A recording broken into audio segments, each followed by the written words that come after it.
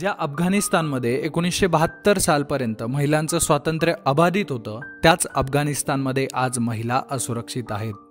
1955मध्ये अफगाणिस्तानमध्ये महिला बाजारात फिरू शकत होत्या, तर 1965मध्ये अफगाणिस्तानमधील तरुण महिला स्काउट काबूलमध्ये युवा मेळाव्यादरम्यान परेड करतानाही दिसल्या होत्या.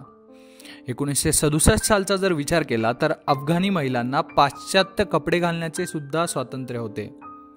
1968मध्ये अफगाणी महिलांना सण समारंभाला पारंपरिक कपडे घालावे की नाही याचा देखील निर्णय घेण्याचं स्वातंत्र्य होतं. अफगाणिस्तानवरून तालिबान्यांची सत्ता गेल्यानंतर देशातील तरुण, पुरुष आणि स्त्रिया काबूल पार्कमध्ये एकत्र फिरताना दिसायचे. अफगाणिस्तानमध्ये महिलांना मिनीस्कर्ट घालण्याचं देखील स्वातंत्र्य होतं. देशातील तरुणाई काबूलमध्ये रस्त्यावर फिरताना दिसायची.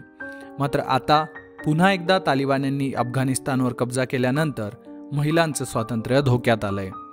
महिलांवर नेमके कुठले निर्बंध लादले जाणार आहेत हे आपण जाणून घेऊयात. निर्बंध क्रमांक 1, महिला बुरख्याशिवाय रस्त्यावर फिरू शकणार नाहीत. त्यांच्यासोबत पुरुष नातेवाईकाची उपस्थिती असणे आवश्यक आहे.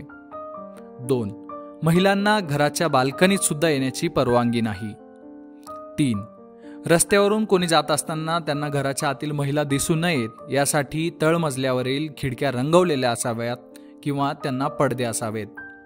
4, महिलांना उंच टाचांचे शूज घालण्याची परवानगी नाही किंवा ती मेकअप करू शकणार नाही किंवा 2 महिला मोठ्याने हसू शकणार नाही आणि बोलूही शकणार नाही.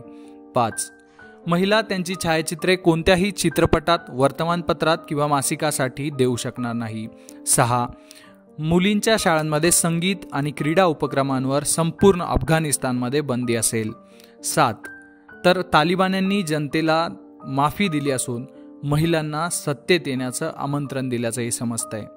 अफगाणिस्तानमध्ये लहान लहान अतिरेकी कारवायांमधून समोर येणारी तालिबान ही अतिरेकी संघटना आता अफगाणच्या सत्तेवर बसली आहे.